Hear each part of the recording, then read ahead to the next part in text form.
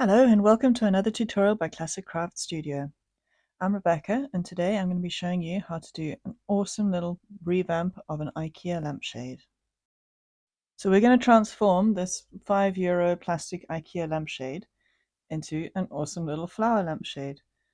So I've done this for my kitchen, but of course it's also great for bedrooms and that sort of thing. I made my lampshade out of some satin fabric that I had lying about. You could of course use any kind of fabric for this. I will put this leaf pattern onto my website, classiccraftstudio.com, if you want it, but you can of course do any leaf shape that you like. So first off, I've drawn the pattern out onto the fabric, and then I've pinned my fabric onto some nice stitch and tear. This is quite a thick stitch and tear. It's not as thin as some of the other ones we use for embroidery. I'm not using an embroidery hoop for this project, because the pieces are just really big and the stitch and tear is stiff enough to hold the fabric neatly while you're stitching.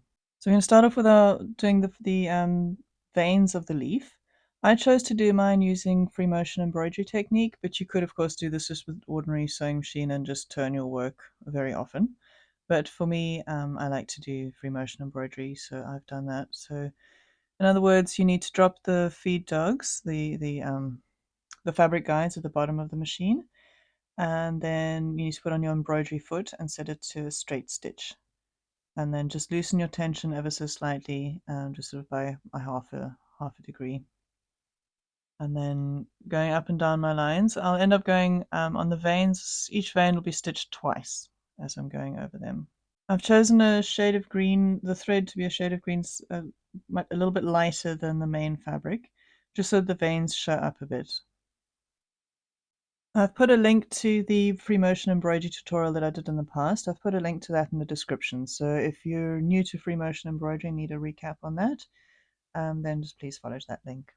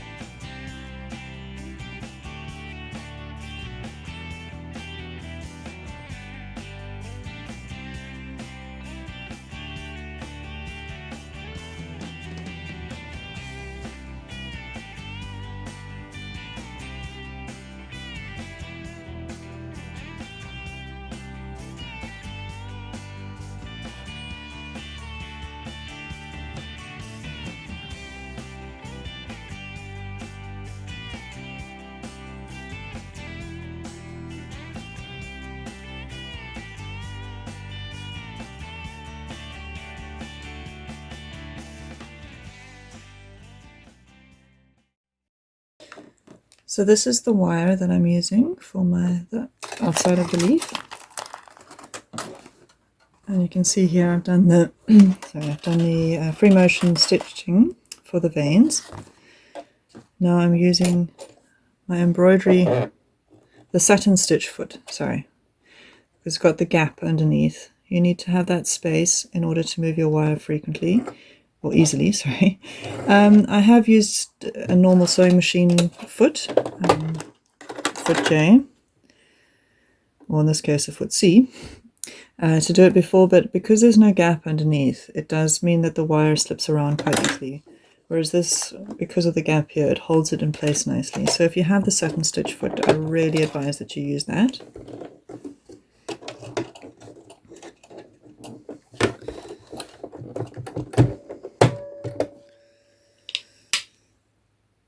then just to show you as well, for the length of the stitch, so that's how close the zigzag is to itself, I put it on the just after the number 1, so the very first little beep dot of the buttonhole, and then I set my stitch width, so that's how big the zigzag is going to be. I set it to number 3, so it's just going over the wire, because our next round we're going to need to make it a little bit bigger. So that on number 3 length there, and then of course my tension I've set at a 3.5. So there's the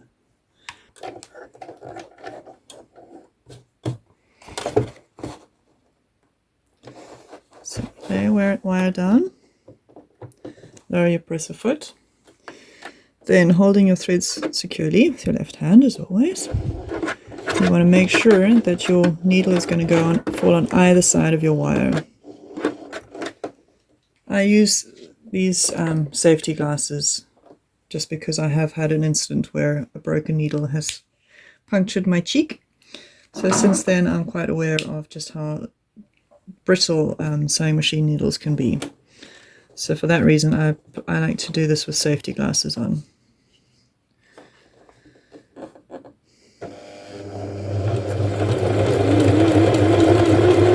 So remember, you're going to be doing 2 lines of satin stitch. This is our first one.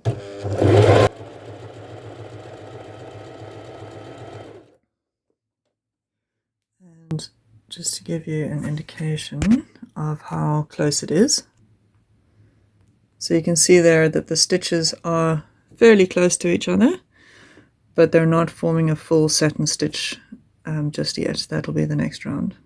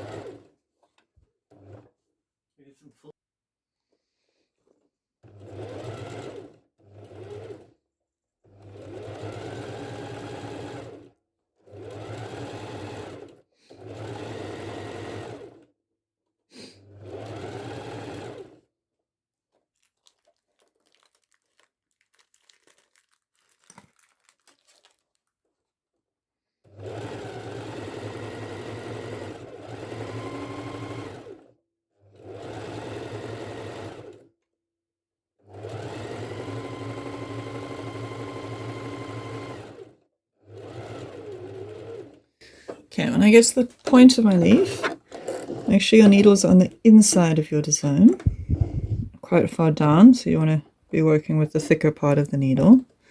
So as far down as it will go. Then raise your presser foot, turn your work, and use the needle to bend your wire around, assuming you're using the same soft wire that I am. Then just move it back a bit and just go over your point. 2 or 3 stitches. Oopsie. And now we come down the other side. Just go easy around the point. Remember, you're going to be going around it again, so don't worry too much if there's a little bit of wire exposed. We're going to cover that in the next step.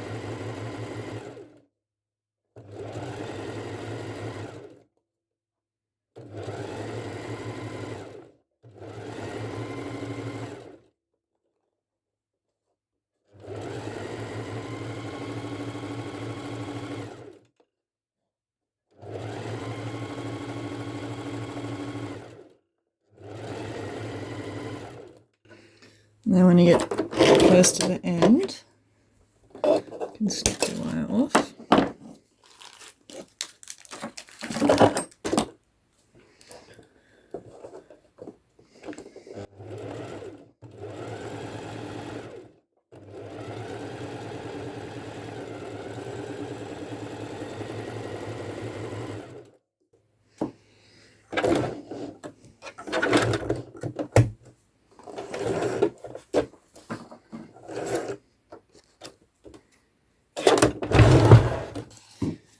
And there we have our first line of zigzag stitch. Remove our backing fabric. I suggest you do this before you cut your leaf out, because otherwise when you're cutting close you get quite a thick line of backing fabric if you haven't torn it off before. So I really do advise that you tear this off before you start.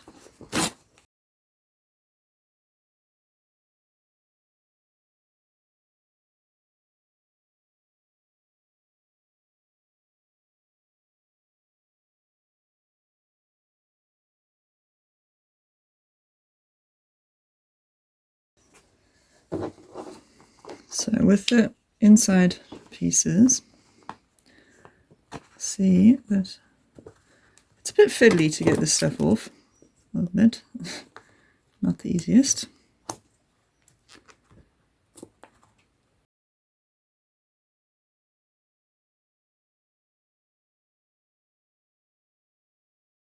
Once you start, you'll see it makes sort of the lines of perforation where the stitching lines are.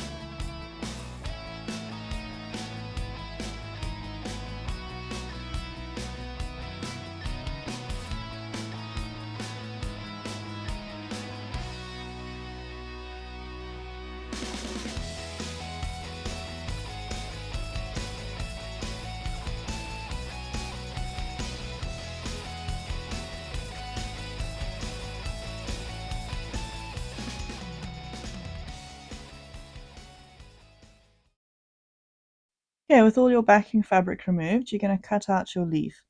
So you want to go carefully around the outer edge, try not to snip any of the threads.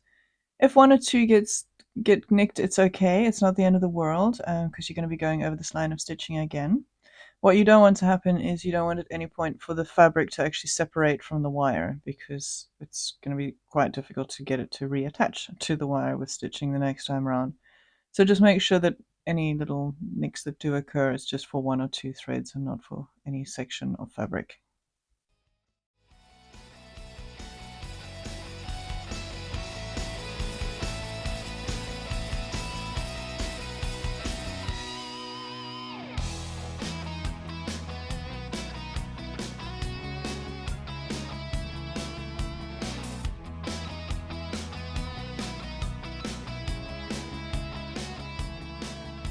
So for the second round of stitching on the outer edge, you'll need to adjust your machine settings ever so slightly. You want to set your width from about a 3 to a 4, and you want to increase the compactedness of the buttonhole stitch. So make sure that's set to the narrowest stitch possible.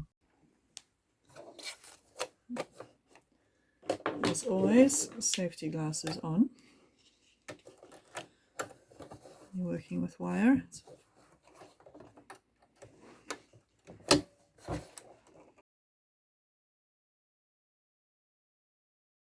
So you need to remember as you're doing this second round of stitching that because it's so compact and close together, it's going to go much slower than the first round of zigzag stitching that you did on the outer edge.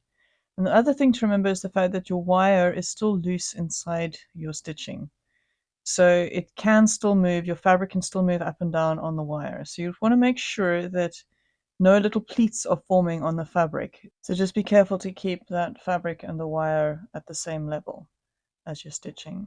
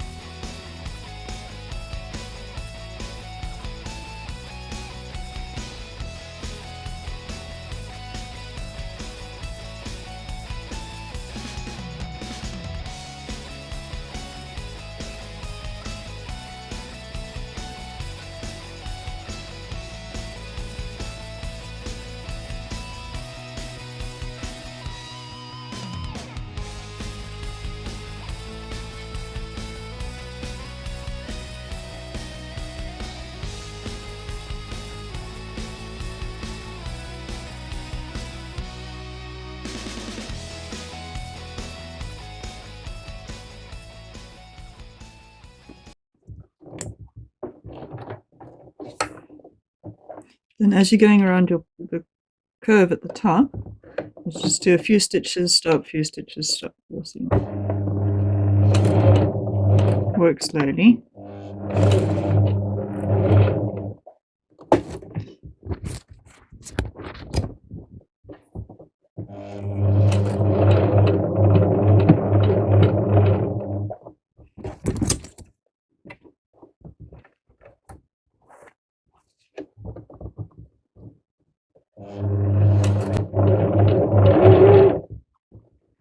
And then we go down the other side.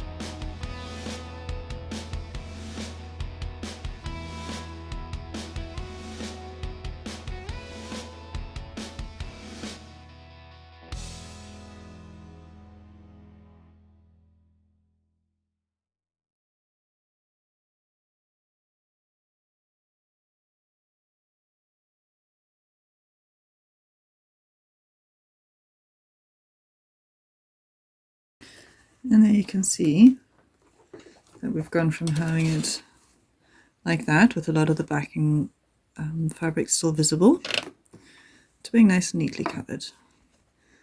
And that's the other side.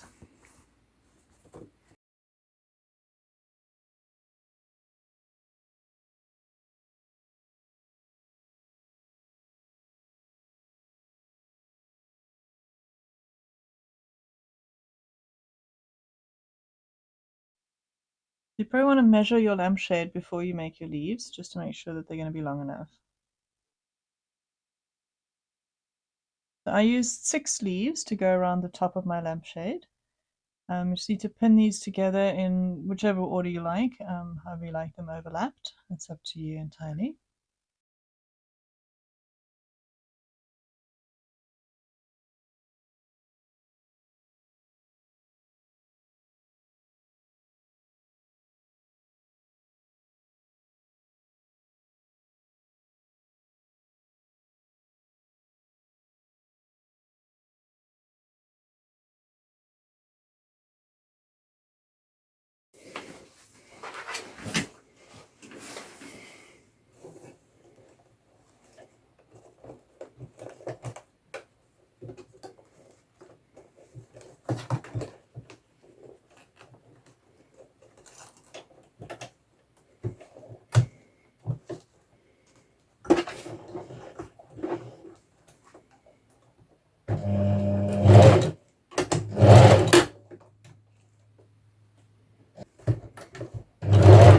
So you want to always keep track of where the wire is from the petal underneath. So just keep them, because you're going to need to go over that manually with the needle.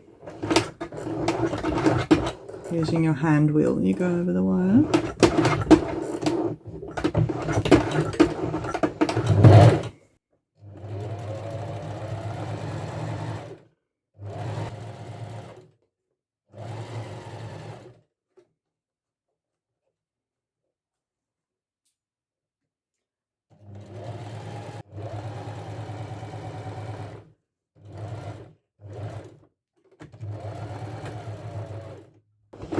Alright, so I'm going to stop sewing about the top of my finger away from the bottom. Just to see, I don't want to make it too tight. I want to give that a bit of movement so I can bend these petals nicely.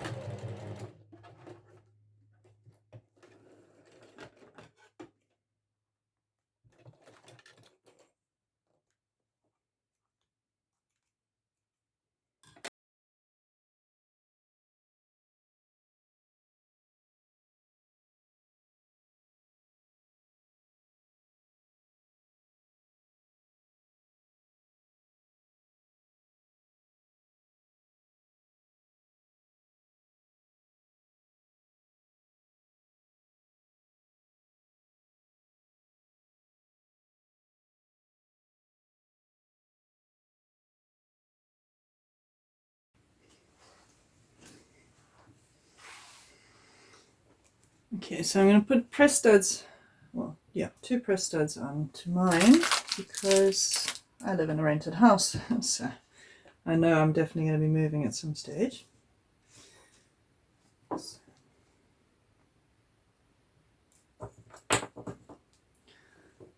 So I use my unpicker to make my holes because I don't have an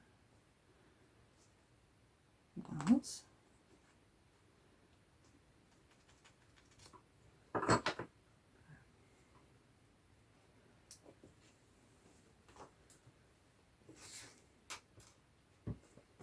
And then I'm just using a little bit of stitch and tear under each one, each of the press studs, just to make sure nothing pulls through because this satin stuff is quite flimsy. So.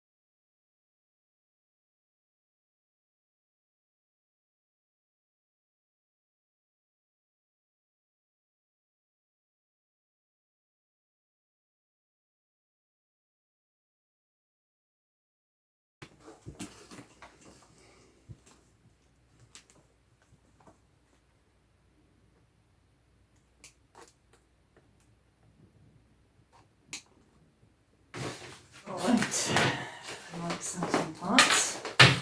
I'll stay put.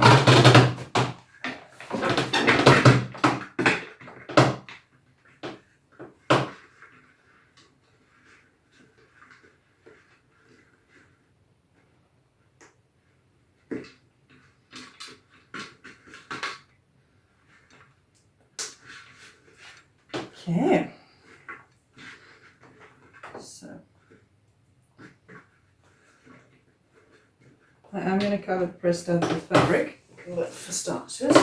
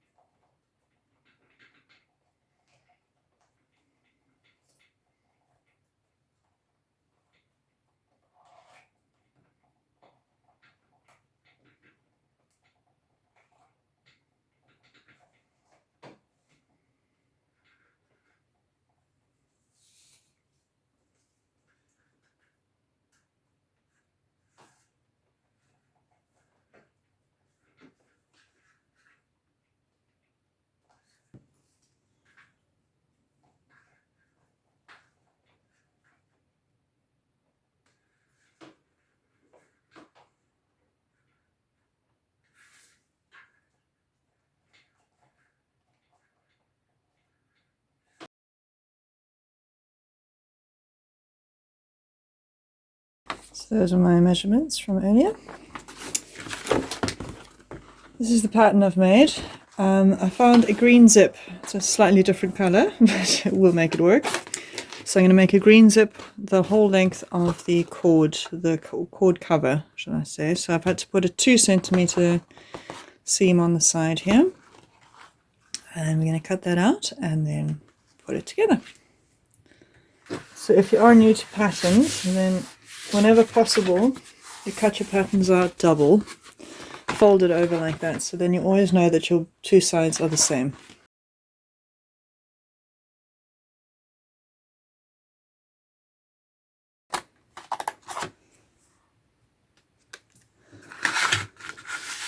Okay, so there's my finished pattern all cut out. Next up, we're going to cut out the fabric and then put the zip in.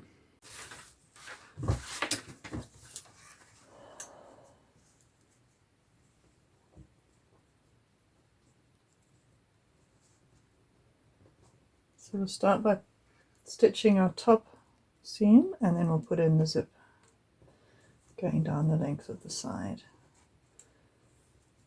And it's an open-ended zip, so we'll be able to get it on and off.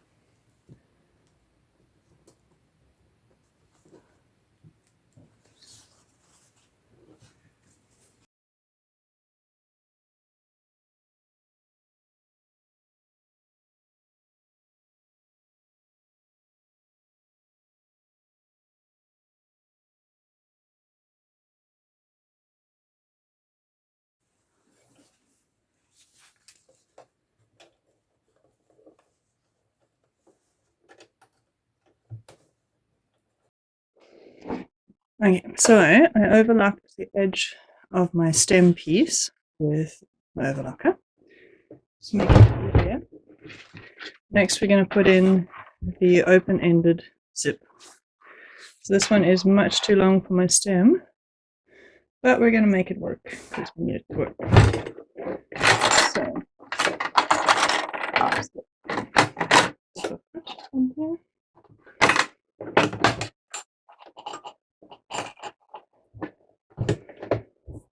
and we're going to run this zip the length of this.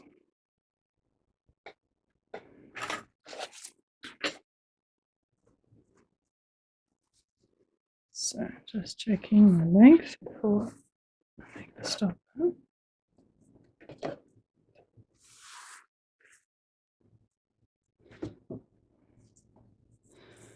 So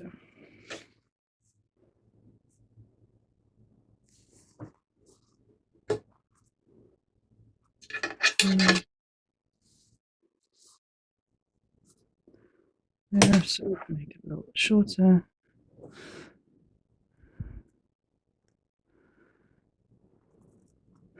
Okay, so just in case you haven't shortened the zip before, what we're going to do is do a little bit of compact zigzag stitch. It's almost like a buttonhole stitch. Just going over that bit there, just to create the end, the stopper point for the zip.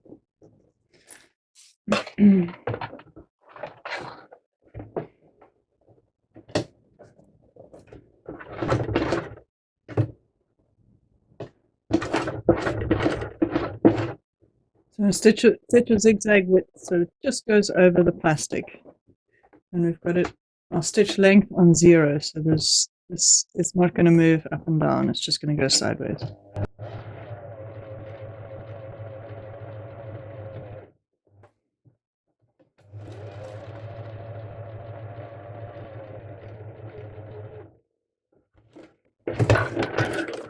Yeah.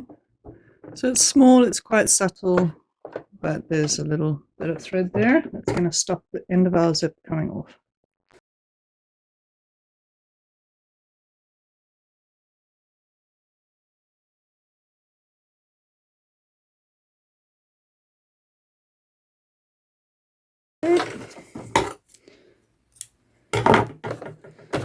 Let's just check that it's enough. Okay, so my zipper can't go any further than that. Right. So do it up to that point, and then we're just going to cut the zip shorter. Cut off the piece we don't use. When you're cutting zips, use your paper scissors. Use your sewing scissors for cutting those. Right, back to where we were, which is straight stitch, stitch length 3, needle in the middle, and put on the zipper foot. So from one side of my zip, I'm going to do it as close as possible to the zipper side, and the other side I'm going to put a little overlap so it kind of hides the zip because this is quite a different color green. So undo our zip for that. And we're literally just going to follow on the line of the overlocking stitch, inside of the overlocking stitch.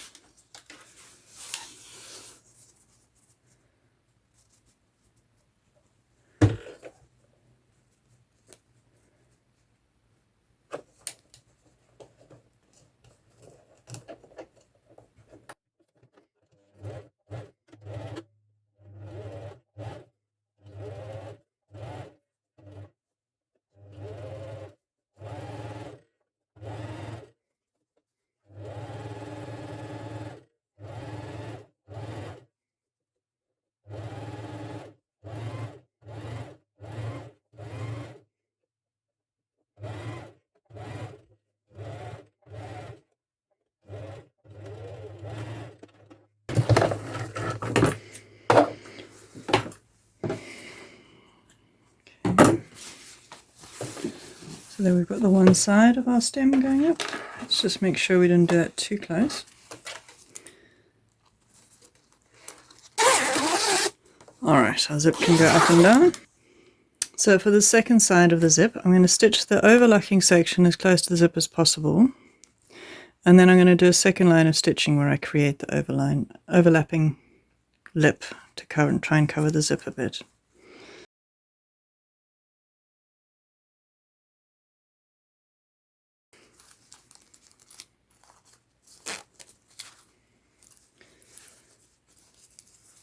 So I'm putting my the line of overlocking as close to the zipper part of the zip as possible, and then I'll create the overlap.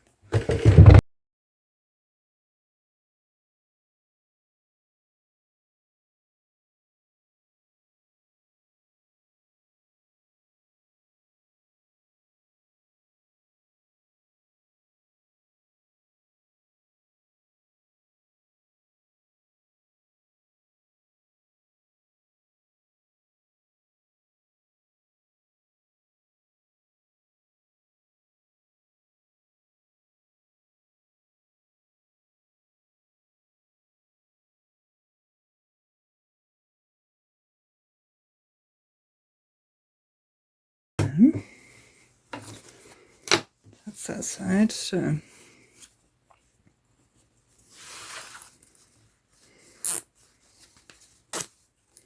let's just see what that looks like.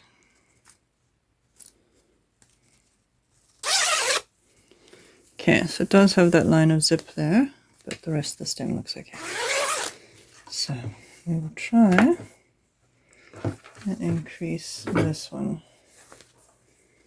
by doing a line of stitching running the length of the stem like that.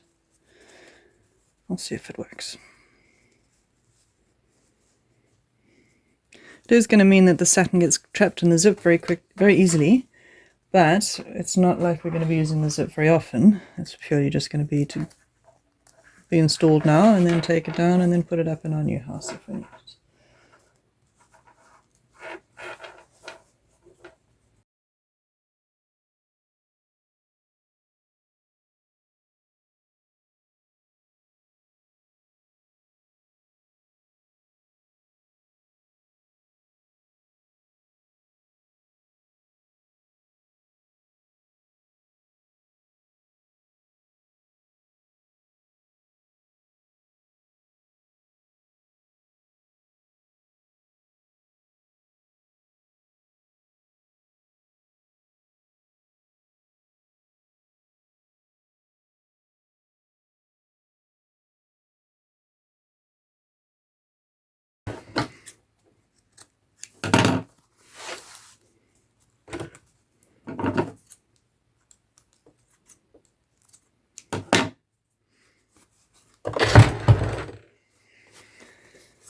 Okay, let's see how we're doing.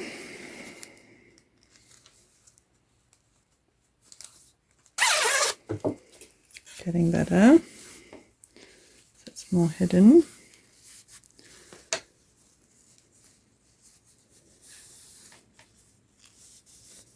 Guess we're not going to know until we see it up. So let's go and have a look.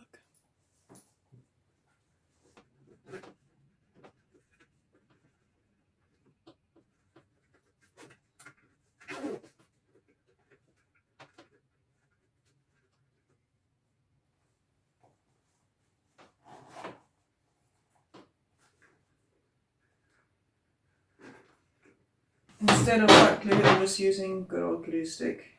Get these down. Don't want to have big lumps on those. Okay, and then all that's left to do is just to curl the wires in the leaves. It's easiest to do this around something round, like the back of a wooden spoon or a pair of scissors or something like that. And just curl them as much as you want. I like mine to be quite curly, but that's entirely a personal choice. And then I still had 2 leaves left over, so I used the wires and the stems to bend those around the flower stem. And just like that, we've changed a boring old plastic Ikea lampshade into something fun and funky. So please join me again next week because I've got another lampshade revamp to do. And yeah, thanks very much for watching. Please don't forget to like and subscribe.